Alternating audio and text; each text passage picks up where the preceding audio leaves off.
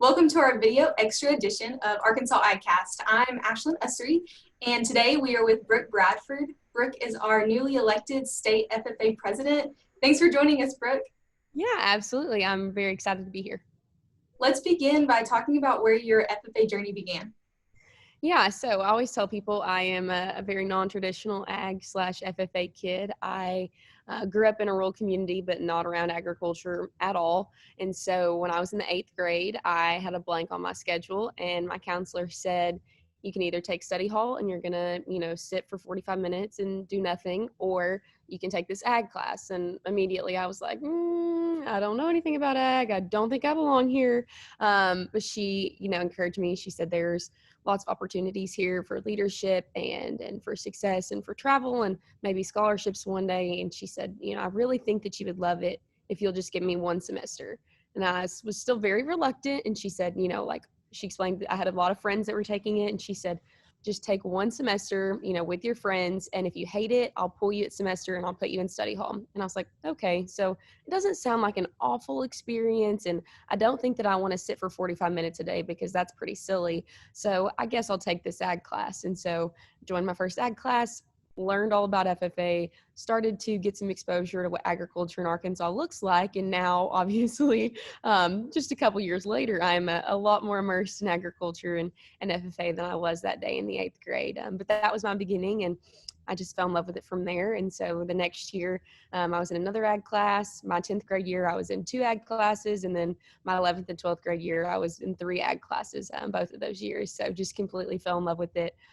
My ag teachers really showed me the very best of what Arkansas FFA looks like in Arkansas agriculture, and I fell in love immediately. That's awesome. You've worked very hard to be where you are. I know that those years, like you said, you didn't have the background, but you've worked your way up. So what does this opportunity mean to you in all of your accomplishments? What does this opportunity mean? Yeah. Oh man, it's so crazy.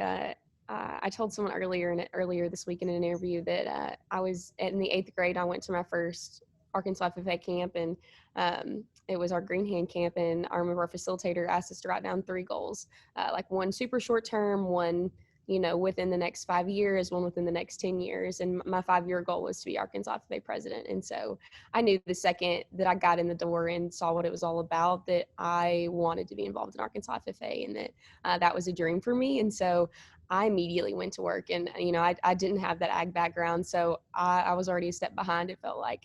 So I immediately went to work learning about the agriculture industry and learning about FFA. And so it feels very full circle. I am, oh my goodness, it's a huge blessing. Like I tell people, I'm living my dream every day by being here. And for me, honestly, it's just about the people. And so the people I've met and the opportunity for, exposure it has to those people and the influence they have on me. And then at the same time, the opportunity I have to influence them just means the world to me. I'm sure you've thought a lot about this coming year and what it's going to hold. And I'm sure you and your team have thought about the impact that you're going to make on this year and FFA. Introduce your teammates to us and tell us a little bit about those goals that you've set in front of y'all. Yeah, so I'm one of 6. So my secretary is Brooklyn Johnson. Her home chapter is Quitman. And then my reporter is Sarah Thomas, and her home chapter is Concord. Our Northwest District Vice President is Abigail Norsworthy, and she's from Farmington. And then our Eastern District Vice President is Dominic Pizzamenti, who's from Mountain Home.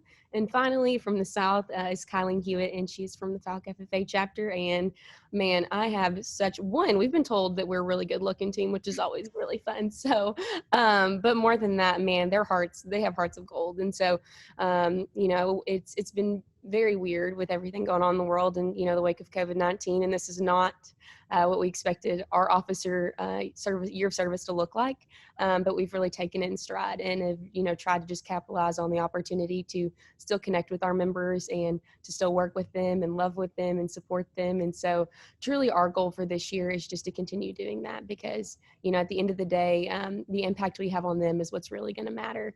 And so we're really working to find ways to continue to make an impact on them, socially distanced, via Zoom, via Instagram, however we can. But the reason each one of us fell in love with FFA is because of those connections we made with past state officers and those people around us and the way they encouraged us to, dream big and own who we are and, love people and all of those amazing things that the culture of Arkansas FFA creates. And so we just want to continue creating that culture and letting people know that they have a home here where they are going to be cherished and cheered for and loved, and where we want them to be successful as possible. And so we just are trying to continue to push that and to love on our members the best we can.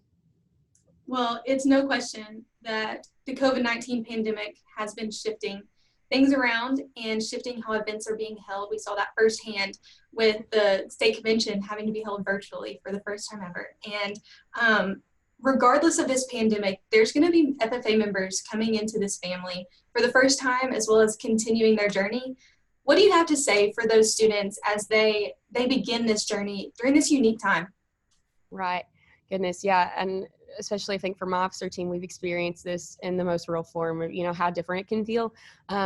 But the one thing I can say in going through, running for office virtually and now serving virtually is that the mission of Arkansas FFA stays the same, and our goals stay the same. Our commitment to student success and building leaders stays the same. And so just know that, it may be a different format than you imagine, but we are going to continue to work to build our next generation of leaders through FFA, and to, expose you to Arkansas agriculture and to show you how we combine Arkansas agriculture and those premier youth leadership skills, and why that's important, and that's not going to stop. And so just know we may have to adapt a little. We may have to work via Zoom. We may have to work in small groups or from 6 feet apart, but we are committed to making sure that happens, because especially for my officer team, we know that we have less than a year to make that impact, and we have agreed that we're going to hit the ground running and assuring that we do that. And so just give us a little grace, follow us along on Instagram. That's where a lot of it happens. We're trying to stay connected the best we can, but